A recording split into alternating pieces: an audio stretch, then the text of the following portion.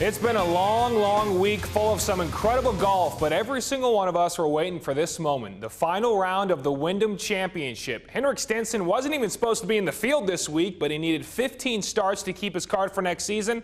So voila, good luck to everyone else. There she is, the Sam Snead Cup up for grabs. Lucky winner gets their hands on that beauty. And talk about a tight race on 9. Kevin Na able to drop in the birdie as he finished the tournament at 19 under. But Ollie Schneider-Jans essentially came out of nowhere with a legitimate shot at winning this whole thing from the bunker on 15. Almost holes out for the eagle, but would settle for the birdie instead. And then there was this man. Henrik Stenson on 15 makes the easy birdie to move to 20 under. Very next hole, the Swede on a hot streak, making his second of 3 birdies in a row as he ties the tournament record at 21 under. Schneider-Jans, though, on 17, 40 feet away on the green, you'd think hopefully he'd make a par, but the kid sinks the birdie to move to 20 under, but Stenson birdied 4 of the last 6 holes on 17, a 27-foot attempt, and would you expect anything less? Dead center as he takes the 2-stroke lead. At this point, Schneider-Jans needed some sort of a miracle to force a playoff. The approach on 18,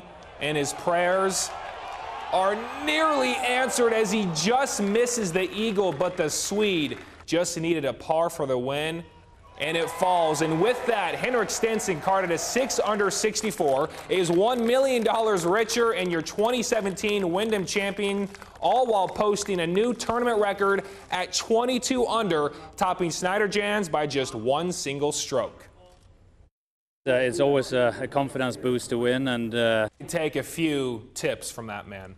Believe it or not, the Greensboro Grasshoppers had a chance to own the longest current winning streak at 3 games in the South Atlantic if they could just win today. Game 6 of 7 of their homestand with a chance to jump up to first place in their division. And look who it is, Greensboro Swarm head coach Noel Gillespie throwing out the ceremonial first pitch and just a little outside, but better than I could ever do. And if only the Hoppers could aim this pitch a little outside as well, because Anderson Tejada with a blast to right center off the apartments under construction. But fortunately, that would be the only 2 runs for Hickory as the Hoppers racked up 3 more in the final 4 innings as they win at home 5-2.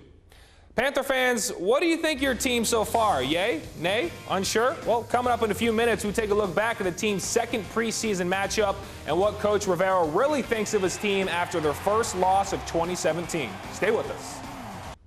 The preseason is so tough to evaluate from a fan's point of view. Your team wins, you're convinced they're at least going to the playoffs. They lose? It's the preseason after all, so no need to worry. But when the head coach says the starting offense was terrible, well, you can still say it's just the preseason. But yeah, Coach Ron Rivera, he wasn't lying. The Panthers couldn't get anything going yesterday against the Titans as they fumbled their first drive, threw an interception on their 3rd series, and then fumbled with a chance to take the lead late in the game. But the shining moment was rookie running back Christian McCaffrey bursting into the end zone on this 17-yard run. And Coach Rivera says it's now all about creating consistent opportunities. You always hold your breath when he's got the football, especially when he's got space. And that's one of the things that we have to do is we've got to make sure we're putting him in position to have that kind of success. And, it's true for any of our players. We've got to make sure we're giving them a chance and giving them an opportunity to succeed as coaches. That, to me, is what we've got to get back to. We've got to get back to playing physical football.